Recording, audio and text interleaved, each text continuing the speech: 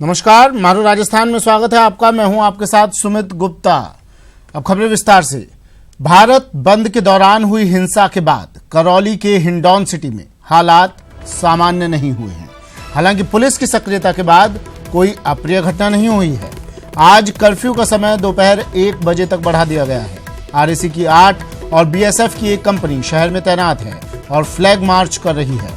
संभागीय आयुक्त, जिला कलेक्टर और पुलिस के तमाम अधिकारी स्थिति पर निगाहें बनाए हुए हैं। क्षेत्र में इंटरनेट सेवाएं, स्कूल, कॉलेज और परिवहन के तमाम साधन बंद हैं।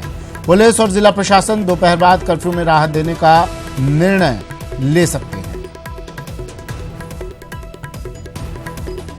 धर्मेंद्र मेरे सहयोगी फोन लाइन पर जुड़ गए हैं करौली से।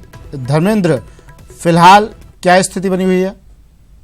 जी सुमित, बताना चाहूंगा, कल दोपहर से जब से कर्फ्यू लगा उसके बाद कोई भी अप्रिय घटना की जानकारी नहीं मिली है। हालांकि जब वर्तमान हिंडौन से विधायक राजकुमारी जाटव और पूर्व मंत्री विधायक रहे भरोसी लाल के मकान में जब आग लगाई थी आवास में और उनके कॉम्प्लेक्स में, उसके बाद जो पुलिस के अधिकारी हैं, एडीजी बीएल सोनी, आईजी आलोक वशिष्ठ, संभागीय आयुक्त सुनील कुमार सहित अन्य आला अधिकारी मौके पर पहुंचे। उन्होंने हालात का जायजा लिया, साथ में ही लोगों से अपील की और उसके बाद घटना जो कानून व्यवस्था वो कंट्रोल में आई है। अभी हालात सामान्य, हालांकि रोडवेज बसें और सारे बंद हैं कर्फ्यू के चलते, लेकिन फिलहाल जो स्थिति है वो लगभग नियंत्रण में लग रही है। जी सुमित।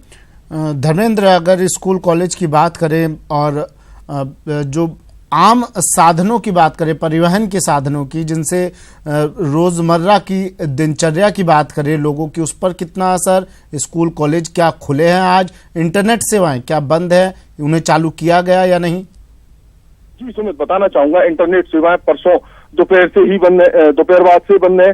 स्कूल कॉलेज बंद है, परिवहन के साधन पूरी तरह ठप्प पड़े हैं, लोगों की आवाजाही में काफी परेशानी हो रही है। हालांकि इस उपद्रव के बाद भी हिंडौन के लोगों की सहृदयता भी सामने आई। जब रेलवे के जो यात्री फंसे हुए थे, न सिर्फ उन्होंने उनको भोजन कराया, उनको आवास, रहने के लिए सुविधाएं मुहैया कराई, साथ ही उनको साधनों के माध्यम से शहर से बाहर निकलने में भी मदद की थी।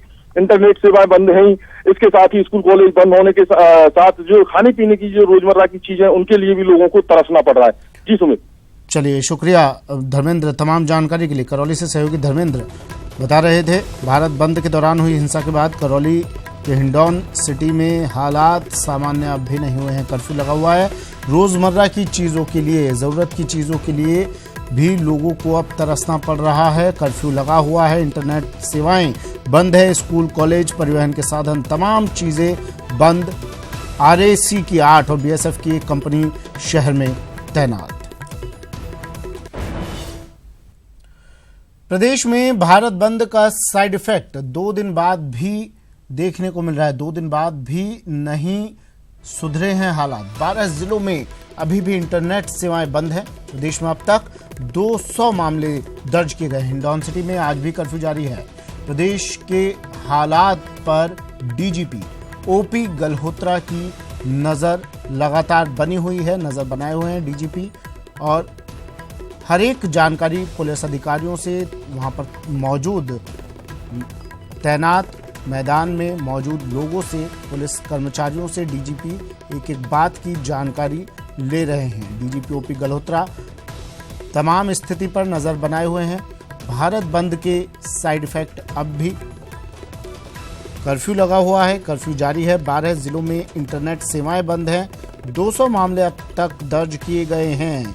हालात नहीं सुधरे हैं। हिंडौन सिटी में आज भी कर्फ्यू जारी है। हिंडौन सिटी में इंटरनेट सेवाएं बंद हैं, बाजार बंद हैं, दुकानें बंद हैं, लोग घरों से बाहर नहीं निकल पा रहे हैं। आम जनजीवन बुरी तरह प्रभावित। राकेश गोसाई मेरे सहयोगी हमारे साथ फोनलाइन पर जुड़ गए हैं। राकेश, क्या कुछ फिलहाल स्थिति बनी हुई है? इंटरनेट सेवाएं बंद हैं। अब तक किसी भी अप्रिय स्थिति से निपटने के लिए कोई भी अफवाह ना फैले, इस कारण इंटरनेट सेवाएं बंद की गई है। और हिंडौन सिटी में तो कर्फ्यू भी जारी है। फिलहाल ताजा स्थिति क्या? देखिए, ओपी गल्होत्रा ने आज सुबह ही सभी एसपी को ये कहा था कि अपने अपने प्रदेश का, अपने अपने जिले का फीडबैक वो पुलिस मुख्यालय तक भिजवा दें। एनआर के रेड्डी जो हैं एडीजी लॉ एंड ऑर्डर है, उन्होंने सभी कलेक्शन कर लिया है। पूरे प्रदेश भर के अंदर 200 से अधिक मुकदमे अब तक दर्ज हो चुके हैं और करीबन 1250 से अधिक उपद्रवियों को गिरफ्तार कर लिया गया है। जहां तक नेट सेवाएं बंद की हैं तो अभी भी 12 जिलों के अंदर नेट सेवाएं बंद है। हिंडौन सिटी के अंदर कर्फ्यू है, हालात सामान्य बताए जा रहे हैं। पहली बार ऐसा हुआ है कि BSF की 25 से अधिक यूनिट यानी कि 25 से अधिक बटालियंस को यहाँ पर डिप्लॉय किया गया है। वो अलग अलग जिलों के अंदर यहाँ पर मौजूद हैं। 6 बटालियंस जो हैं इस टाइम पर हिंडौन सिटी के अंदर हैं। ADG BL सोनी है, उन्हें वहां पर भेजा गया स्पेशली तनावग्रस्त एरिया पर किस प्रकार से शांति बनाई जा सके, संवाद पैदा किया जा सके, आपस में बात की जा सके, इसको लेकर उनको BL सोनी ADG जो हैं उनको वहां पर भेजा गया है। अब कमोबेश जो प्रदेश के हालात हैं वो सामान्य है, पर जो कह सकते हैं कि साइड इफेक्ट वाली जो बात है कि एक दिन जो भारत बंद रहा उसका साइड इफेक्ट आज तीसरे दिन भी है। प्रदेश के अंदर आधा 1 दर्जन से अधिक जिलों के अंदर नेट सेवाएं बंद कर रखी। किसी भी धारा 144 के तहत किसी भी व्यक्ति 5 से अधिक व्यक्तियों को एक जगह खड़ा नहीं रहने दिया जा रहा है। किसी प्रकार का कोई न्यूसेंस डेवलप ना हो, इसको लेकर एहतियात के तौर पर समय समय पर पुलिस मुख्यालय में बैठे अधिकारी जिला SP IG से बात कर रहे हैं, संवाद कर रहे हैं और ग्राउंड रूट पर जो लोग वास्तव में इसकी पूरी घटना से भारत बंद से परेशान हुए थे उनके द्वारा दी गई शिकायतों को जल्द दर्ज किया जा रहा है। राकेश, राजधानी जयपुर की बात करें तो क्या यहाँ तो हालात सामान्य हो गए होंगे अब?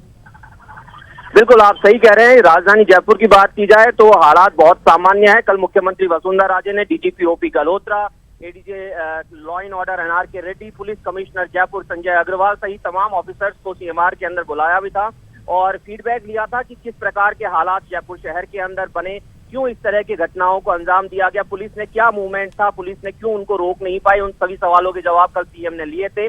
शहर की जहां तक हालात की बात है अभी भी रिजर्व के अंदर कुछ फोर्सेस रखी हुई हैं। 3 यूनिट्स यहाँ पर रिजर्व के अंदर रखी हुई पुलिस लाइन के पास में कि अगर कोई प्रकार से अगर कोई फिर भी कोई उत्पाद होता है तो कंट्रोल किया जा सकता है। बहरहाल जयपुर शहर पूर्ण रूप से शांत है। सुमित, चलिए शुक्रिया राकेश तमाम जानकारी के लिए। प्रदेश में भारत बंद का साइड इफेक्ट अभी भी दिख रहा है। 2 दिन बाद भी हालात नहीं सुधरे हैं। हालांकि राजधानी जयपुर में हालात सामान्य हो चुके हैं, लेकिन प्रशासनिक अधिकारी मुख्यमंत्री वसुंधरा राजे लगातार नजर बनाए हुए हैं। DGP OP गल्होत्रा की नजरें बनी हुई हैं तमाम हालातों पर। 12 जिलों में अभी भी इंटरनेट सेवाएं बंद हैं। 200 मामले इसमें दर्ज किए गए हैं अब तक। चलिए बढ़ते हैं अगली खबर की ओर। कोटा के स्थानीय प्रशासन की नींद से न जागने का बुरा असर नांता इलाके के लोगों पर हो रहा है। ट्रेंचिंग ग्राउंड में चलने वाला कचरा उनके लिए मुसीबत बन गया है और मुसीबत भी ऐसी जिसका अंत खत्म होते फिलहाल दिख नहीं रहा है। बच्ची के अस्थमा हो रहा है इस कचरे से, है ना। रात को इतनी मिट्टी आती है कि जाने कोई धुआं गले में ना जो ये अभी तक नहीं जो थकार सी हो रही है हमारे, इतनी परेशानी इससे। ये 8-10 दिन से इतनी परेशानी आ रही है कि मतलब धुआं के हमारे कोई सांस नहीं लिया जाता। इसको यहाँ से हटाया जाए।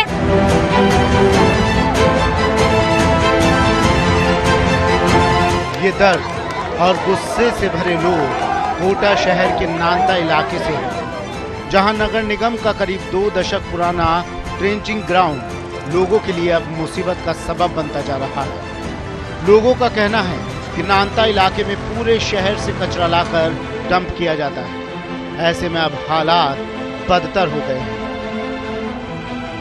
लेकिन मेरे को ऐसा लग रहा है कि यहाँ से मेरे को मकान खाली करके वापस अपने केथुनी पोल साइड में ही जाना पड़ेगा। यहाँ की समस्या इतनी दुर्भर हो चुकी है कि आने जाने वाली ट्रॉली के मुख भी खुले रहते हैं, पीछे गाड़ियाँ आती है, एक्सीडेंट हो जाते हैं।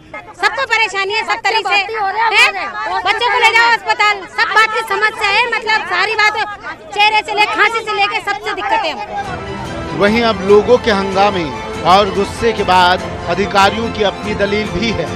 वो अब जल्द इलाके से ट्रेंचिंग ग्राउंड हटाने की बात कह रही हैं। रोज आती है दमकलें तो 2, 5, 5, 10 मतलब 5 या 5-6 तो डेली आता है।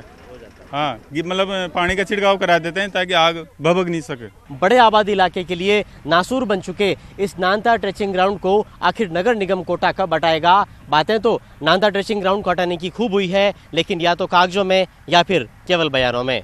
कैमरामैन मुकेश साकेवाल के साथ भंवर चारण, न्यूज़ 18 राजस्थान, कोटा। बीजेपी सांसद शत्रुघ्न सिन्हा ने एक बार फिर केंद्र सरकार पर हमला बोला है। न्यूज़ 18 के खास कार्यक्रम राजनीति में शत्रुघ्न सिन्हा ने सरकार की गलत नीतियों और सरकार की खामियों पर जमकर हमला बोला। SC/ST एक्ट पर सुप्रीम कोर्ट के फैसले पर उन्होंने कहा कि कोर्ट में पुनर्विचार याचिका दायर करने में देरी हुई है। साथ ही उन्होंने कहा कि डिमोनेटाइजेशन से देश को नुकसान हुआ है।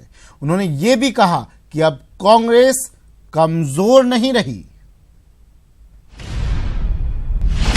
मैं जब बोलता हूं, अगर मैं नोटबंदी के खिलाफ बोलता हूं, डीमोनेटाइजेशन से बेड़ा गर्क हुआ, लोग बर्बाद हुए, फैक्ट्रीज बंद हुई, ठेले वाले, छोटे छोटे ठेले वाले या जो ट्रेडर्स जो हैं उनकी कैसी बर्बादी हुई। आज देखिए दिल्ली में ट्रेडर्स की कैसे हाहाकार मची हुई है, उसके बहुत सारे कारण हैं। तो nip the bud in the beginning में ही क्यों नहीं डाल दिया? इतना सोच विचार, आप देख रहे थे रिएक्शन क्या हो रहा है, अच्छा कुछ होगा कि नहीं होगा। हमारे पास तो बहुत सारे SC/ST के परिवार के लोग हैं, भाई लोग हैं, वो लोग संभाल लेंगे। जब देखा वहाँ भी बात नहीं बनी, कुछ लोगों में उलझनें बढ़ गई, कुछ लोगों को तो तकलीफ होने लगी, कुछ लोग प्रधानमंत्री जी जाने लगे। तो ये करते करते कहते हैं ना उर्दू में, बड़ी देर कर दी मेहरबान आते आते। अरे उसी वक्त जरा चले गए होते ये करके, उसी वक्त सबको मिला लिया होता, सबको सीने में समेट लिया होता। उनकी अपनी पकड़ है, वो उस तरह ममता का सामने आना, जिस तरह से कांग्रेस का भी फैलाव हो रहा है, और परिवर्तन के बाद खासकर राहुल गांधी जब प्रेसिडेंट बने हैं उसके बाद जितना अच्छा भाषण दिया और जितनी अच्छी सोच लेकर आया, अभी अशोक गहलोत को भी साथ कर दिया उन्होंने। रणदीप सुरजेवाला जैसा विद्वान उनके पास है, मनु अभिषेक सिंघवी हैं, कपिल सिब्बल, एक से एक उनके पास लोग हैं। टैलेंट डेफिसिट वहाँ नहीं है, शायद टैलेंट डेफिसिट हमारे यहाँ है, लेकिन ये एक बहुत बड़ी चुनौती लेकर सामने आ रहे। कबूतर की तरह आंख बंद करने से कुछ नहीं होगा। बिल्ली सामने आ रही है, देखना होगा, झपट्टा मार सकती है, लेकिन हाँ, अगर अभी भी हम एकजुट हो जाए, अपने टैलेंट डेफिसिट को पूरा कर लें। शत्रुघ्न सिन्हा के साथ न्यूज 18 के कंसल्टिंग एडिटर वासेंद्र मिश्र की खास बातचीत देखिए शनिवार रात 9:26 पर हमारे खास कार्यक्रम राजनीति में।